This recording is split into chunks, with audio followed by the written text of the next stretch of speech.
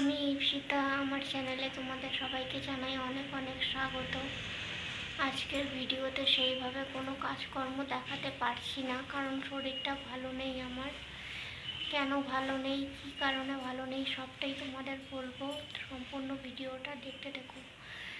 যারা আমাকে সুন্দর সুন্দর কমেন্ট করো তাদেরকে জানাই অসংখ্য ধন্যবাদ। আর যারা এখনও পর্যন্ত আমার চ্যানেলটিকে সাবস্ক্রাইব করোনি, প্লিজ আমার চ্যানেলটিকে সাবস্ক্রাইব করে আমার পাশে থেকো। উনি আসলো হসপিটাল থেকে, আজকে স্টিচ করেছে, মানে সেলাই করেছে। ওর যেহেতু পার্মাক্যাথ টানেল ক্যাথিটার, তা মানে মাসখানেক আগে করেছিল, প্রত্যেক মাসেই করতে লাগে। তো আজকে স্টিচটা করে দিল ডান সাইডের পার্মাক্যাথের ঠিক উপরে। তো এখন আমাদের তো পূজা পার্বণ নেই, 2021 সাল থেকে সেই শুরু হয়েছে ডায়ালিসিস। দুর্গাপূজা, কালী পূজা, 22 সালে দুর্গাপূজা, কালী পূজা, হোলি, নববর্ষ, তারপরে 23-এ দুর্গাপূজা, কালী পূজা, নববর্ষ, 24-এ দুর্গাপূজা, কালী পূজা, নববর্ষ, 25-এরও এই হ্যাপি নিউ ইয়ার, মানে বছরের প্রথম দিন যাওয়া হয়নি হসপিটাল। 31শে ডিসেম্বর আবার গেছিলো ডায়ালিসিস করতে। আবার আজকে বছরের বাংলা নববর্ষের প্রথম দিন আজকেও ডায়ালিসিস করতে হলো। তো আবার শিডিউলে প্রবলেম হবে, মঙ্গলবার শুক্রবার করে ডায়ালিসিস করে। আসার পরে স্টিচ করাতে একটু কাহিল হয়ে গেছে একটু।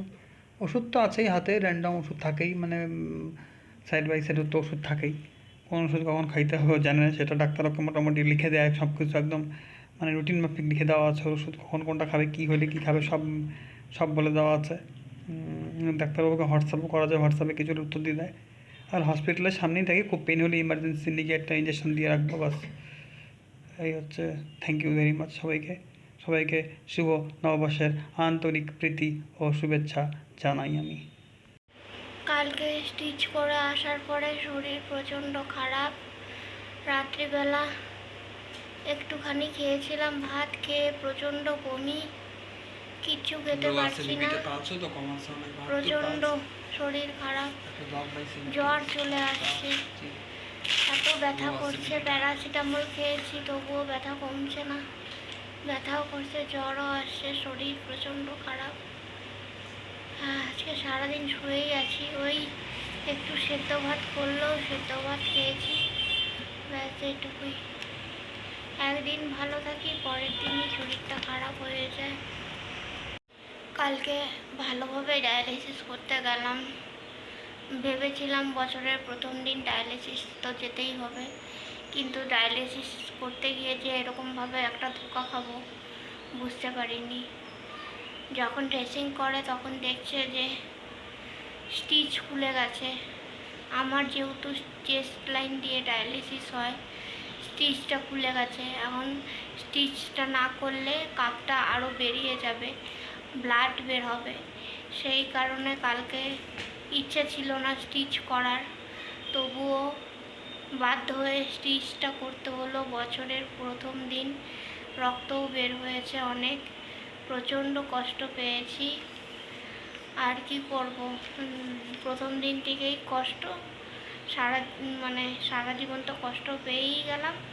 কালকে ভালোই গেলাম, গিয়ে হসপিটালে গিয়ে এই অবস্থা। কালকের থেকে যে শরীরটা খারাপ, এখনও সারা দিন আজকে শুয়ে আছি। কোনো মতে ডিম সিদ্ধ, ডাল সিদ্ধ, ভাত করেছে, ওগুলো খেয়েছি, তাও খেতে পারছি না। এত জ্বর, ব্যথা সব একসাথে। সেই কারণে আজকে ভিডিওটা দিতেও দেরি হলো। সবাই ভালো থেকো আর আমার জন্য একটু প্রে করো।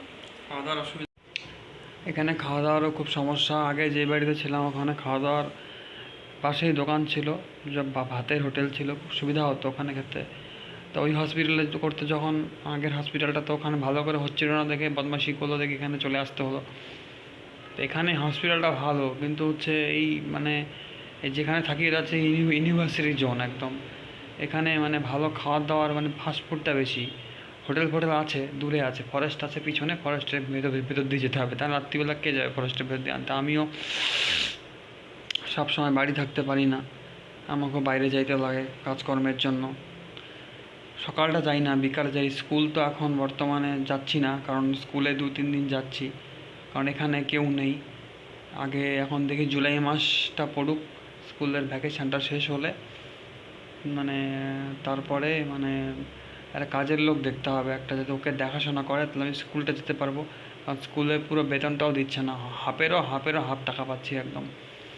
আর গত বছর দিয়েছিল, ও আগে ওদিকে থাকতাম, ওখান থেকে আমার স্কুল যেতে সুবিধা হতো, কিন্তু এখান থেকে পারবে না, এখানে আবার হসপিটালটা কাছে, আবার স্কুলটা দূরে হয়ে যাচ্ছে। এই হচ্ছে সমস্যা। অন্যান্য ইনকামের চেষ্টা করা হচ্ছে, তো সেটা সাফিসিয়েন্ট না একদম। মান্থলি এমনি 25,000 থেকে 30,000 টাকা খরচ সেই শিলিগুড়িতে। আর বাড়ির থেকে করতে পারবে না, ট্রেন লাইনে আলাদা, বাস লাইন, ডাইরেক্ট বাস নেই, এটার জন্য এগিয়ে থাকবে অনেকটা। ক্যাডাভার ট্রান্সপ্লান্টটা করা যায়, সেই ক্ষেত্রেও ওখানে গিয়ে থাকতে হবে, যেতে হবে ওকে। এই হচ্ছে অবস্থা। আর বাড়ির লোক তো বরাবরই মানে উদাসীন, তাদের কোনো মাথা ব্যথা নেই, এই 2-1 জন আছে। আর কী বলবো, আর কত ঝগড়াঝাটি করেও কোনো লাভ নেই, খালি সবার বিশাল বিশাল জ্ঞান আছে, আর কিছু নেই, খালি ফকরে যত জ্ঞান দেওয়া যায় আর কি। তা এই হচ্ছে অবস্থা বর্তমানে। এই জন্য এইখানে নভেম্বর মাসে আসছি। এখানে প্রথম প্রবলেম হচ্ছিল না, একটা হোম ডেলিভারি ছিল, ভালো ছিল হোম ডেলিভারিটা, কিন্তু ও চলে যাওয়ায়, ও উত্তর দিনাজপুরে চলে যাওয়ায় তারপরে সমস্যা হয়ে গেছে, খুব সমস্যা হচ্ছে। আর স্কুলেও খুব প্রবলেম হচ্ছে, তো স্কুলে বলে আসছি, স্কুলে বেতন পাবোই না, আধা বেতন পাচ্ছি। তা এখন দেখি জুলাই মাস পড়ুক, তারপর দেখি হয়তো এই ঘরটা শিফট করে অন্যদিকে যাব। আমার স্কুলটা যেদিকে আছে সেদিকে যাব, হসপিটালটা একই আশা করি থাকবে। এই হচ্ছে অবস্থা। ওই জন্য ওর হসপিটাল ট্রিটমেন্ট ভালো, কিন্তু বাড়িতে খাদ্য খাওয়ার ম্যানেজমেন্ট অনেক সমস্যা, অনেক, এটার জন্য এগিয়ে থাকবে অনেকটা। ক্যাডাভার ট্রান্সপ্লান্টটা করা যায়, সেই ক্ষেত্রেও ওখানে গিয়ে থাকতে হবে, যেতে হবে ওকে। এই হচ্ছে অবস্থা। আর বাড়ির লোক তো বরাবরই মানে উদাসীন, তাদের কোনো মাথা ব্যথা নেই, এই 2-1 জন আছে। আর কী বলবো, আর কত ঝগড়া, ও উত্তর দিনাজপুরে চলে যাওয়ায় তারপরে সমস্যা হয়ে গেছে, খুব সমস্যা হচ্ছে। আর স্কুলেও খুব প্রবলেম হচ্ছে, তো স্কুলে বলে আসছি, স্কুলে বেতন পাবোই না, আধা বেতন পাচ্ছি। তা এখন দেখি জুলাই মাস পড়ুক, তারপর দেখি হয়তো এই ঘরটা শিফট করে অন্যদিকে যাব। আমার স্কুলটা যেদিকে আছে সেদিকে যাব, হসপিটালটা একই আশা করি থাকবে। এই হচ্ছে অবস্থা। ওই জন্য ওর হসপিটাল ট্রিটমেন্ট ভালো, কিন্তু বাড়িতে খাদ্য খাওয়ার ম্যানেজমেন্ট অনেক সমস্যা, অনেক।